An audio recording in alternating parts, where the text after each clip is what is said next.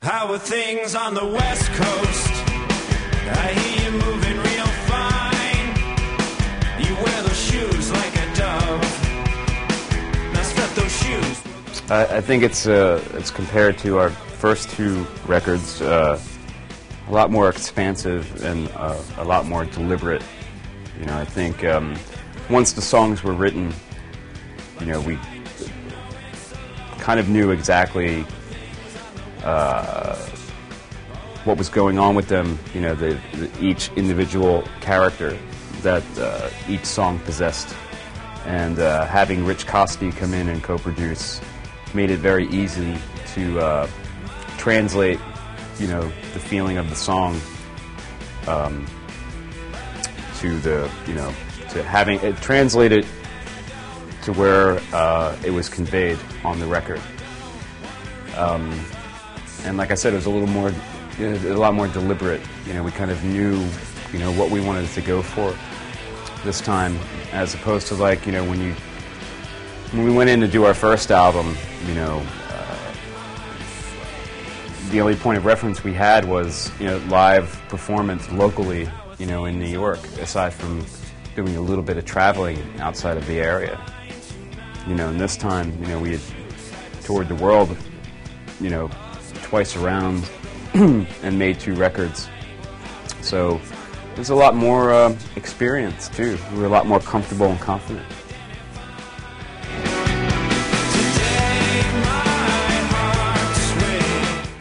Yeah, I think, I mean, before we took that 3-month break because we toured for so long, and I think every band takes months off before they start writing again. Probably should. Probably more so than we do. Yeah, but essentially before you know, touring is touring, it's playing shows, and creating something is pulling ideas from out of the air, and you don't know where they're going to come from, so it makes sense to sort of have a little bit of a break between touring for so long before you start writing again. But yeah, we do get along. I think in some ways probably understand each other a lot better now than we ever have in our history. You know, we're 4 pretty different individuals, but and our process is quite complicated and different than most bands. We don't have a dictator. We have, you know, 4 people who own this thing. So, you know, conversations and understanding is necessary.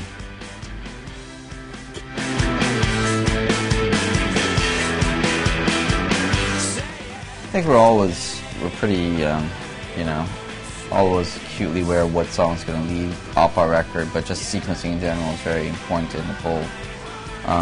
There's always kind of like a right sequencing and a not right sequencing, and about early on, I think in the writing process, Pioneer of the Falls was a topic of conversation as far as being the album opener, and it's definitely an audacious one in some ways because it's, you know, it's almost 6 minutes long. It's not a very conventionally arranged song, but it felt right. It felt like it was making a statement. It felt like it kind of it was going to set it was a right song and set the tone. And when we're writing a record, you know, we basically, whatever song is going to be the first song on the record is going to be the first song in our set, you know, for the duration of that touring cycle. So it's a pretty big decision to make because every night you'll be reminded of that decision. And but it felt like the right one. I mean, truthfully for me, like I was sort of kind of thinking about it like early on. I was kind of like into it.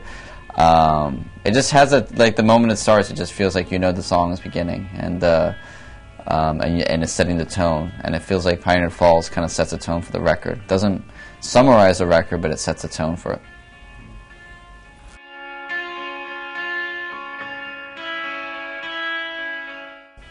I think it felt just, you know, we toured for so long that I think it felt like nice to not basically go away to make a record, not to add that strain to the record-making process, to be able to go home at night and to be in a familiar city, and if you needed an escape from the recording studio, you could go to that place that you know of, rather than when you're on tour, you're kind of, you know, you kind of try to make your home in each city you visit, but it's not your city. I think it took off basically pressure and a little bit of external kind of, you know, taxation by being able to sort of have an escape and have the familiarity and owning your town while you're making a record. But I think that's, as far as the actual record making, I think it felt like all of our records, you know, once you're in there, you could be anywhere in the world. Yeah, the process doesn't really change, you know. You're in the studio, and that's it. But it was great to you know, on top of being, you know, home in New York, to record at such a legendary place, Electric Lady, where, you know, aside from many artists, the home of Jimi Hendrix, so there's a lot of good ghosts kind of flowing through the building. It was We'll be fine. You don't read, I don't read reviews, critics. I don't, that's the first I've heard of anyone writing criticisms about Paul's lyrics ever. So, I'm sure people do, but on I Love to Admire, I don't know.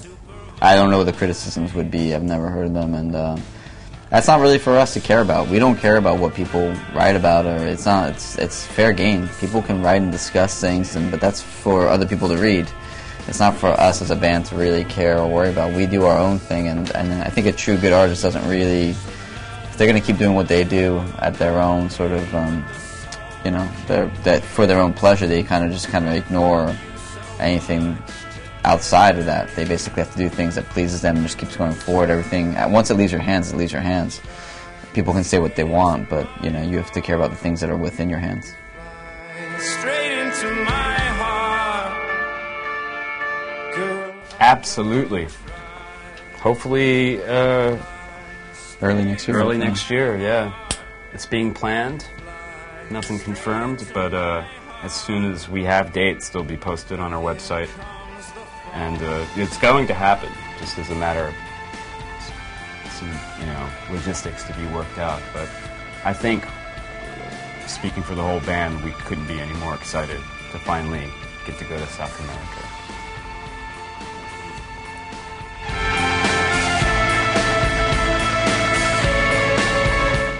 I don't think you can always predict that. Somewhere new sometimes feels great, Yeah. And getting to go somewhere you haven't been before because it provides you an excitement and curiosity. But I think as far as specifics, I don't think we have specifics. Places that we rarely get to go to always feels kind of exotic and fortunate, in new places.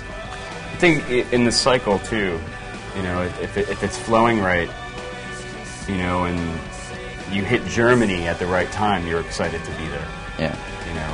Or you end up in, Italy. It's just a good time. So far it's been flowing that way. We're happy to be where we're at. With that said, it's time to hit some other regions of the world, like South America, and maybe Eastern Europe too. That would be kind of nice. Somewhere where we haven't really gone to. But so far in the cycle, we're where we need to be. I think it's great to be in Miami right now, for example. Would you know agree? something? You so much today.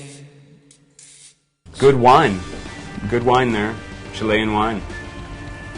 That's one thing I know about Chile. Sorry, I didn't mean to interrupt the question. A friend of mine just came back from Chile just on a skiing expedition or snowboarding expedition and just loved it there, and highly recommended that I go there and visit myself just a few weeks ago. So, I know some about the history as well and stuff like that about Chile and all that.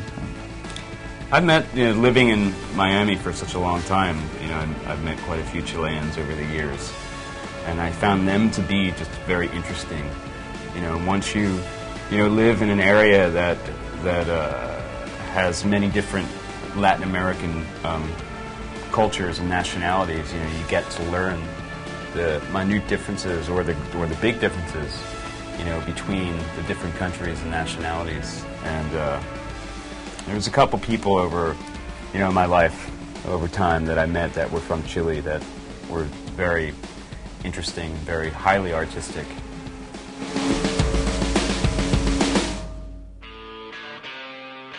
We're hoping. We'll see. Should be included in South America. I can't leave Chile out.